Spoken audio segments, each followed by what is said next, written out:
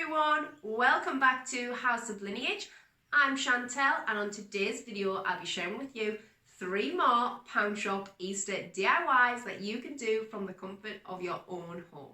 Also remember, later on this week I'll be uploading those Poundshop wreaths for your doors, so don't miss that one.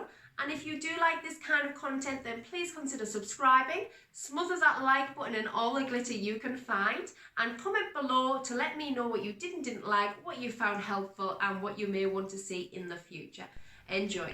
So to make this carrot bunton, we are going to need some coloured paper, a ruler or a flat surface, some sharp scissors or a box cutter. You want either a stapler or a glue gun, either will do.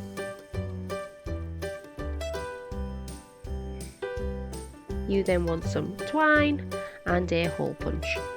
Taking your first piece of orange paper, I'm going to do a 10-inch length and then cut it in 1-inch slices. So that's 10 inches long and 1 inch wide. With the second piece, I'm going to do 8 inches long and again 1 inch wide.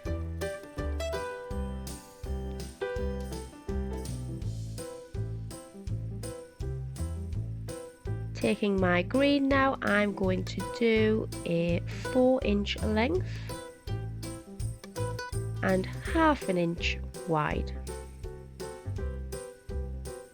You can adapt all these sizes. This is just how I have worked out the size that I'm wanting for this project. For the second piece of green paper, it is going to be 3 inches long and again 1/2 inch wide. So in total you have a 10-inch and an 8-inch long orange piece and a 4-inch and a 3-inch long green piece. Orange is 1 inch wide and green is 1/2 inch. So taking 1 4-inch and 2 3-inch pieces, I'm just bending them over and gluing the very tips.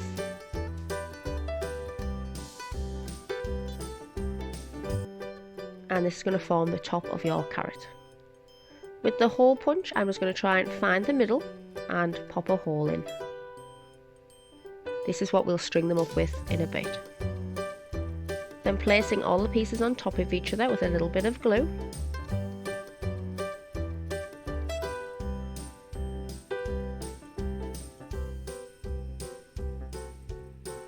I'm now going to pick up an orange length and you're going to see me bend this in half. Along that crease, I'm going to put a dab of glue, pick up the green carrot top and place it in the middle and just squeeze it together. I'll then pop that to the side and repeat the process.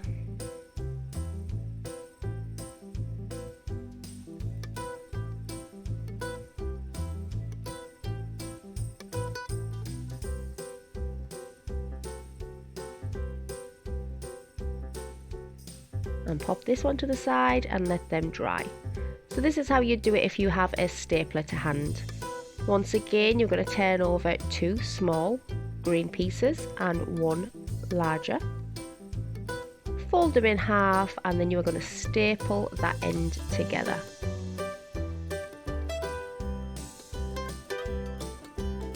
Repeating the process with the orange strip, you are going to fold it in half. Once again, place that carrot top in the middle, but instead of squeezing with the glue, you are going to staple.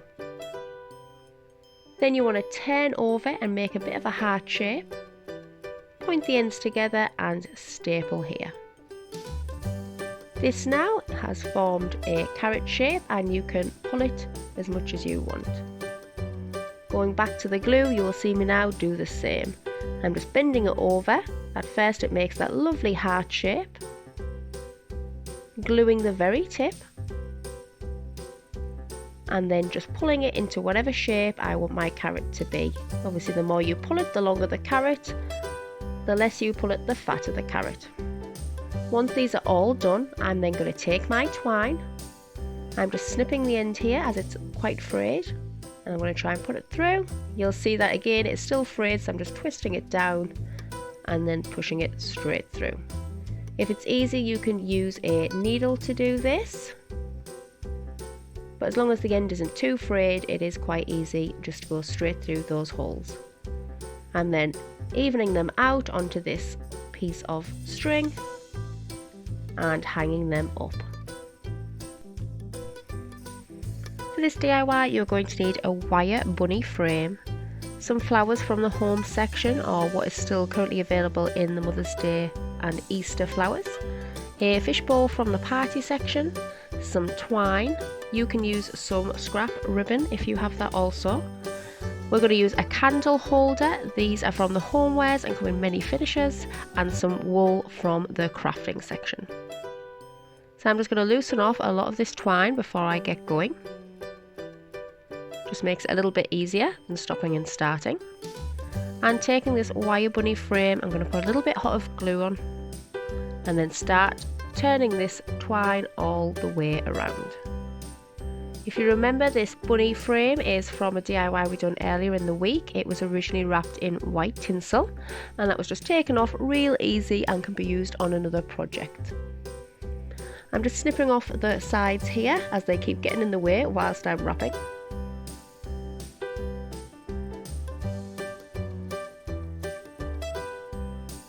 And I'm just going round and round, every now and then putting a dot of hot glue on just to hold in place. And the same for the ears.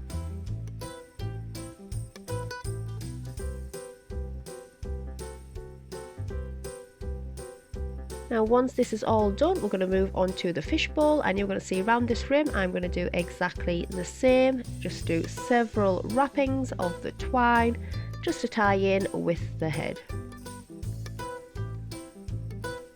Popping that aside, we are now going to start making some of the embellishments.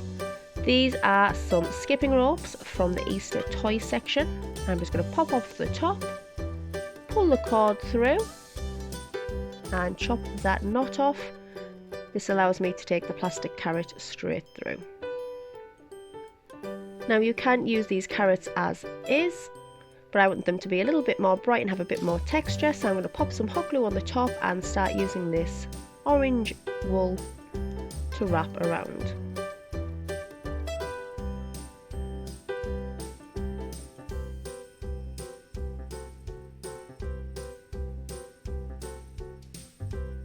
Once finished, just repeat with the second handle,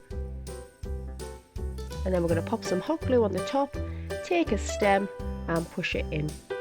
This acts as the top of the carrots and really adds some depth and texture.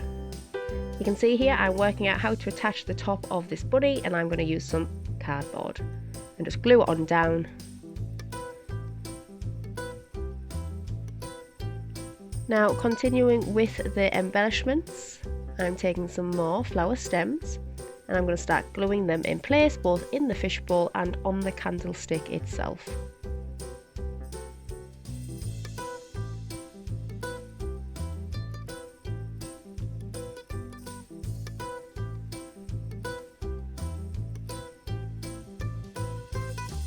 This kind of craft can be really used all year round, and you can just swap out the decorations inside that bowl to go as either a normal home decor piece or for other seasons and holidays. I'm just taking some Easter eggs now from the Easter section of the Poundshop, and I'm just going to dot them around and glue them in place.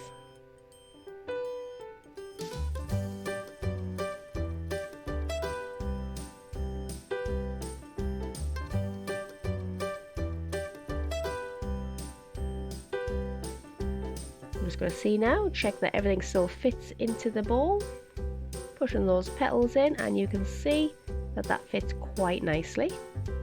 Taking one of those carrots, I'm now gluing that in place.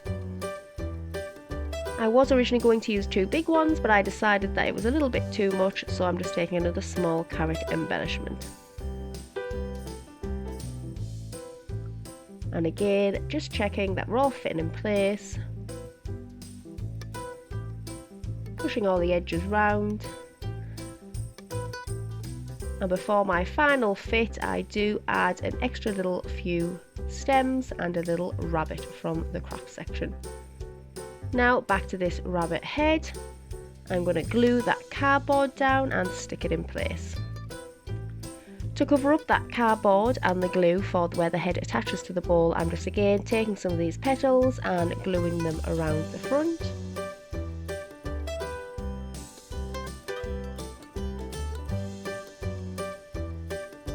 And then I'm going to take a scrap piece of ribbon I have left over from Halloween. This isn't from the Poundshop, I believe it was from the range, and they were around about £1 or £1.50 per roll.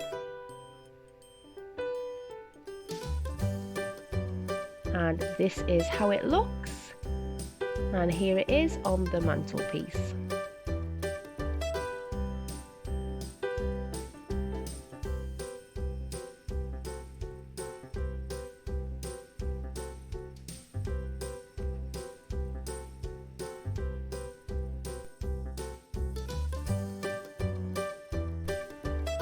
So now I'm going to show you two different Poundshop table places. The first one, you are going to need this grass matting, some white paint, and this gorgeous cabbage side plate that is currently in the Easter section. And from the garden section, this wooden picket fence. First of all, I'm just going to unroll this grass mat, and I'm going to be measuring this against the fence and a plate to make sure I have the right size placemat. Once I've decided, I'm just going to make an incision. Then I'll move everything out the way and cut all the way through. We have a little bit left over that can be used for other projects, and I'm going to put the rest of the mat to the side as this is now done. Taking this wooden picket fence, I'm going to slice where I don't need it. It is quite big, so I'm just going to trim the ends, keeping the design nice and even. I'm using garden shears for this.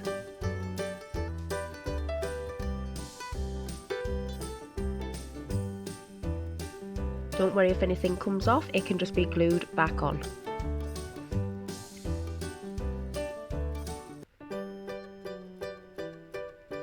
So now I'm just going to take the hot glue, put a few dabs of it on there and push down, and it will soon take hold.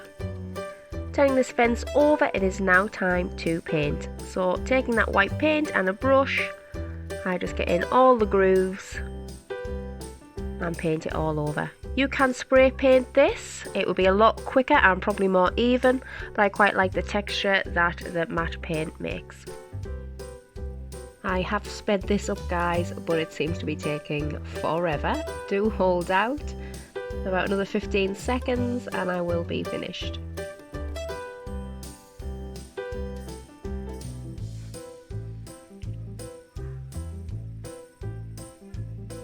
And finally I am done.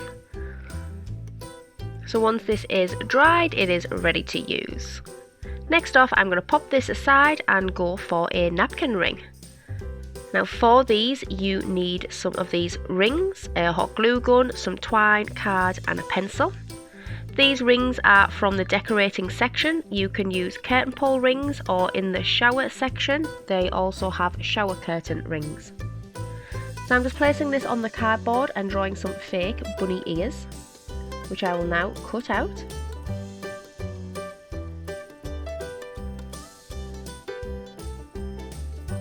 And then I'm going to take a bit of twine. I've chopped both ends here. It will be quite hard if you left the end on to try and fit through that hoop. As you will see, you have to pull it all the way through. And I'm just going to thread this around the entire ring.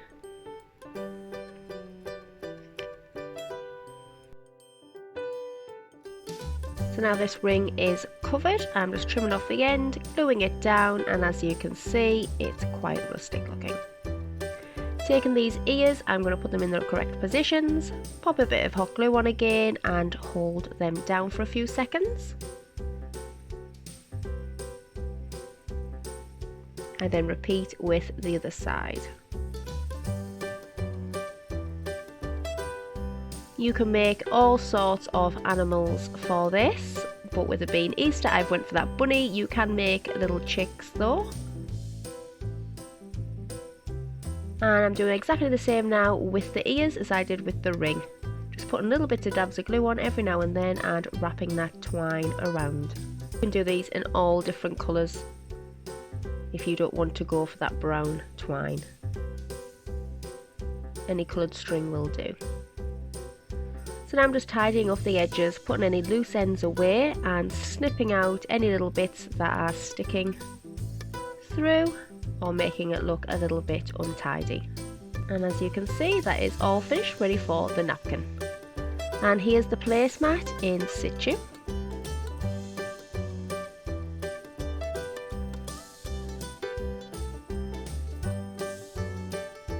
It's such a simple and quick DIY that really transforms your dinner table. And there's that little napkin ring with a nice colourful napkin inside, really highlighting it. For this next Poundshop placemat, you need some rope from the garden section, a plate of your choice, some cardboard and a glue gun. Turning the plate over, you are going to draw around it.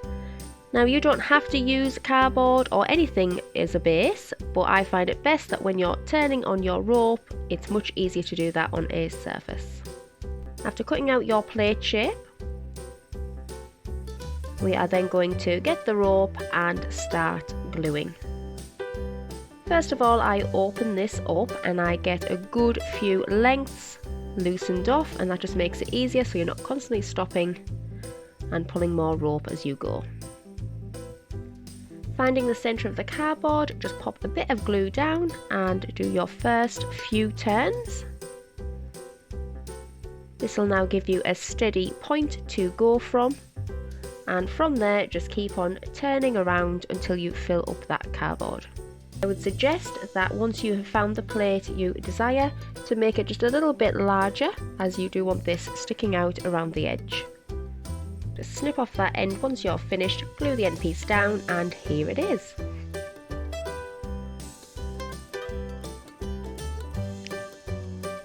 I hope you enjoyed today's DIY, guys, and have a lovely evening.